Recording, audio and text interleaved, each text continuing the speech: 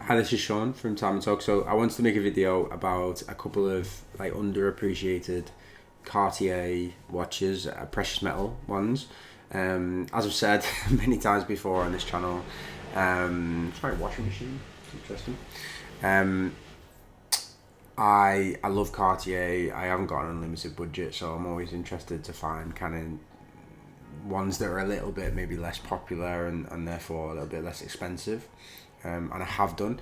Another thing that I found, or I was sent, as an owner of a Tank Must, I am part of a Cartier mailing list, and they sent information about there's an exhibition in London from April to September, I think, which is basically an exhibition about Cartier jewellery.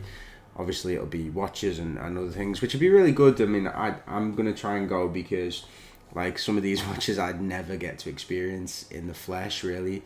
So to see them and to see kind of historic models would be great. And obviously, I love the brand, and Cartier the Tank Must in a way is not a proper Cartier. The whole point of it was to make it more accessible for like us plebs, whereas the proper offering, they're called the jeweler of kings, aren't they? So it's precious metal stuff and things that are very, very expensive, and those such as me would never really be able to afford.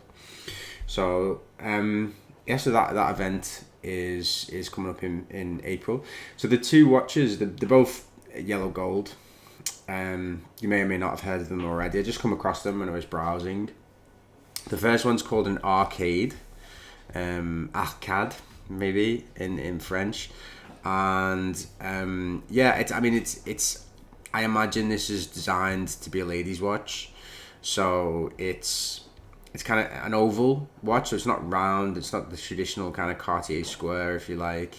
It's manual wind, and I've seen this on Google nowadays. When you type in something, it gives you an AI up, like a synopsis at the top. I mean, this is great for watches. So it tells you all about the watch and manual winding movement, caliber, Cartier 21, etc. But it was available in the 80s, the arcade. It's very, very small. I think it's like 25 millimeters. This, and as you may not know, round and oval watches that are 25 millimeters, look 25 millimeters, whereas the Tank at 25 millimeters wears a little bit larger. So this might be too small, really, even for me. But again, it's a cool watch, and a manual winding Cartier precious metal watch. I think it was like 5,000 in the shop that I saw it in. Subdial, if you've ever heard of Subdial, I'm sure you have. That's great value for a Cartier. The second is called a gondole. Gondola, I think that means in French, and it was released in 1972 apparently to celebrate Cartier's move from France to Switzerland. It was a part of the Louis Cartier collection. This is going to AI. It's got a manual movement.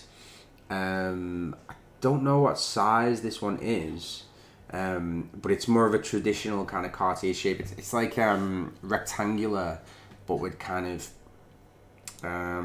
edges. It reminds me actually of the bottom of a butter dish, which is a bit of a weird thing to say. But yeah, so it's, I mean, if you have any suggestions of kind of more under the radar Cartiers that might be kind of attainable for someone like me, then hit me in the comments, because I eventually I want to buy a precious metal Cartier. My washing machine is making a lot of noise, and the Tank Louis is probably the one that I'll buy eventually. 12,000 currently. By the time I can afford it, maybe it'll be 15.